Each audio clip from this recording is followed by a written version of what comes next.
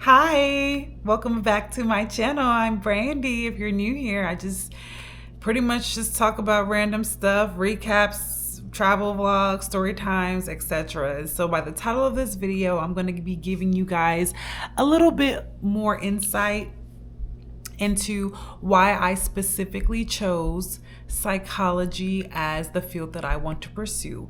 So, to give you guys a background of me and just all of my endeavors, I knew that I wanted to go into the psychology field at a very young age. I didn't know that I necessarily wanted to be a psychologist because I do want to be a psychologist. But I knew that I wanted to work in mental health because something very traumatic happened to me when I was about fourth grade. Well, a lot of traumatic stuff didn't happen to me. That's a whole nother story time. However, when I was in fourth grade, something truly traumatic happened to me that actually affected my mental health, and I was scared to, speak up and talk about it, right? And I wish that I had spoke up and talk about it because maybe I would have been able to get the help that I needed. So pretty much got PTSD as a child and didn't get no help for it. Kind of self-helped myself throughout the years. So I knew that I wanted to be in the psychology field. Well, not psychology, mental health field. I just didn't know necessarily what. So what happened was I ended up joining the military. And while I was in the military, I really liked being in the military. I was earning a lot of money. I was having all these experiences. I got to deploy. I just got to travel and do things and meet people and have experiences that I never thought were possible. And so at the time, I was really into criminal justice. And the only reason that I would say that I was really into criminal justice was because I was more so wanting to study the psychology behind criminal justice, like the criminology behind it, like understanding the systems behind them, essentially. Let me rewind though too. Before I actually majored in criminal justice, I actually attended a different school. So I went to Texas A&M Commerce, which is now like East Texas A&M now, and I did major in psychology. I went to school for a semester, went through some things, and I ended up leaving. So I had planned on going back because I, pretty much just needed a break. I planned on going back, but then I got the news that my unit was going to deploy. So we were getting ready for that. And then they pushed it back like 9 months, and it was a whole thing. So I was like, I can't afford to just keep missing school. Because I could have been in school on campus, and I was young, so I wanted to be on campus, like actually having a college experience. So we ended up deploying, and I just said, you know what, it's okay, I'm just going to do online school. So I ended up doing online school, and I took like a criminal justice class, and it was about, can't remember exactly what it was, but I ended up getting this book. I can't think of the book's name. The Last Cell, I think that's what it's called, The Last Cell. And The Last Cell basically talks about the psychology of from slavery into the police system, and how our police system is basically kind of built upon the dynamics of slavery, and that from slavery into jail kind of pipeline that happened. But after I did that class, I was like, okay, this is kind of cool. I don't think I necessarily wanted to do like criminal justice, like be a police officer or work like as a law clerk or a paralegal or something. I just thought I really did like learning about the forensic and that aspect of it, like the psychology of criminal and things like that, almost like in the forensic psychology field. So I was like, okay, this is pretty cool. And then on my last semester, when it was time for my internship, I did a internship at Denton County Friends of the Family, where we coordinated a teddy bear drive for domestic violence victims. And during that process, we got to, understand about what domestic violence looks like. We got kind of like an exposure to what that process is for domestic violence victims.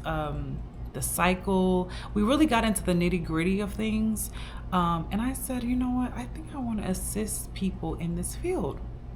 But again, still didn't know what I wanted to do. I just knew that I really liked, the psychology of like criminal behavior, if that makes sense, and the systems within the criminal justice system. And so I decided, okay, well, maybe I want to be a counselor. So after that, I decided that I was going to go and get a master's degree in counseling. Now, this is where things started to kind of get a little because in the back of my mind, I still had that inkling that I wanted to probably do psychology, but I knew that minimally I would actually get the experience to do so, because in a counseling master's degree you do an actual practicum and internship, and you know, build hours. In a psychology master's degree level, you typically don't do that. You're usually doing research. Even in a clinical psychology master's, you're doing research, and I don't believe that you can actually do any type of therapy or applied service with that unless you're an LPA, which is a psychological associate, and they just pretty much assist psychologists, licensed psychologists, with their assessments. So I just wanted to make sure that if I did do it, that I could pivot into somewhere else. And I wanted to see if I could also get research, because some people do get to do research. Unfortunately, within my program, I didn't get to do research because the scholars that were doing research at the school for my program were really small, and they weren't taking on a lot of people. So there were some people who did get to engage in research, but I unfortunately was not one of them. So I ended up getting my master's degree, and let me tell you guys, when I got to practicum, so whenever you get a degree in counseling, social work, anything that's like master's level licensure, like rehab counseling, marriage family therapy, I'm trying to think, I know I'm missing some, but those are the 4 main ones that I know. Whenever you get like a degree in those, you typically do coursework, and then you have to get a set number of hours. Now each state, each program is different. For mine, it was 750. So we had to get 100 for our practicum, and then for our 2 internships, we had to get 300 each. I'm sorry. Yeah. Wait, hold on. Was it 7 or 7? I want to say it's 750. So it might have been 150 hours in practicum. Yeah, I'm sorry, I can't remember. I can't really think of if it's 700 or 750. I know for sure the 2 internships were 300 hours each. I just can't remember what my practicum hours were. But anyways, so when I got to practicum, which is the first experience actually taking clients and getting to know the process and sitting in on assessments and doing all that kind of thing, I had it in my head that I wasn't sure if counseling was for me. Only because whenever you do counseling, you learn about this thing called transference and countertransference. And without going too much into detail about what those terms are, essentially you can either trigger the client or you can be triggered by the client, and it can affect your work. And so I also found out during that time that I just wasn't all the way together to be able to support other people, because I was so anxious from the sessions. Like I was like, did I do something wrong? And I think that happens, you know, imposter syndrome is real, especially when you get to that point where you're actually having to apply the things that you've been knowing, and you're getting into these different spaces and things like that are very serious and professional. But I still had trouble, you know, just being a therapist. It was just it just caused me so much anxiety to have clients. It did. Like I had my moments where I loved it and it was amazing. It was very empowering. And then there was moments where I was dreading going to my next session. And that was more often than not, because it wasn't that I didn't like my clients, but I just didn't like my reaction to therapy. But I stuck it out, even though I was like, something's not sure. There's aspects I liked, but then there was a lot that I was like, I don't know if this is actually meshing to me. So then after that, I ended up moving to the Atlanta area, and I worked for a year as a child and adolescent therapist. I'll say a school year, not necessarily a full year, but a full school year. And so in that process, I worked in community mental health, working towards licensure, actually going to supervision, things like that, working with clients, like being a full-on therapist. I will say that I really got to see the groundwork of the therapy field, because I look at it now as like the therapists, the social workers, the rehab counselors, the marriage family therapists, they're the actual like frontline workers, right? And then I feel like the psychologists and them, the higher level people, the doctoral level people are kind of like the supervisors of everything. Now they can be frontline as well, but that's kind of how I look at it now. So it was rewarding and empowering to be able to see that part of mental health and see like the actual inside to a behavioral health assessment, understanding what major depressive disorder is, what depressive anxiety is, what border patrol,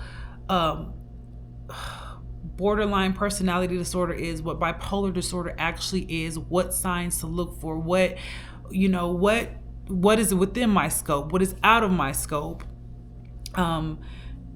case management, actually having to coordinate, doing family therapy. And I think that's probably what the thing was too, because I worked as a child and adolescent therapist. That's mainly the population that I want to work with. I want to work with the younger populations. Usually my super duper just dream population is going to be college students, but I love working with people around 25 and younger, child and adolescent up until like undergrad, grad school age. Well, I don't want to say grad school, undergrad age, because you can go at any time, but traditional student age, if that makes sense.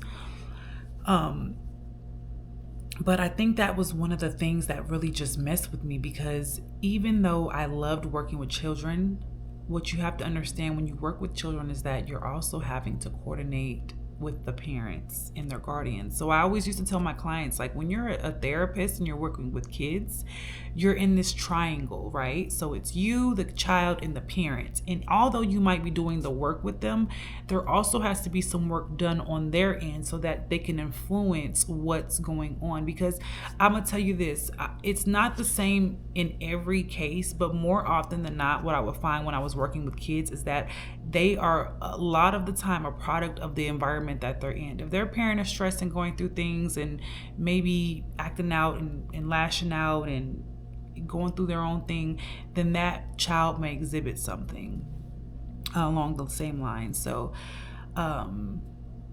it's just, that was just one of the things that just I was just having such a hard time with coordinating that triangle. And then family sessions just made me super uncomfortable. And yeah, I got a lot of my own family thing, and I just had a lot going on. But it is a field that, again, it can be so tough and it can get you there, but it also exposed a lot of things within me that I needed to change. And I think that's also why it made me super duper uncomfortable. But again, this is the reason why I ended up choosing psychology, because I can look at things a little bit differently. I don't have to be so hands-on like you are as a therapist. And that's not to say that as a therapist that's all you can do, because therapists can also do utilization review, they can do quality assurance, they can do just assessments. They don't have to just do therapy, but that's typically when you're licensed. And I was like, I don't know if I can stick it out. So I think the last straw for me was I was just too overwhelmed in community mental health, because community mental health is its own beast in itself, and that's a whole nother video.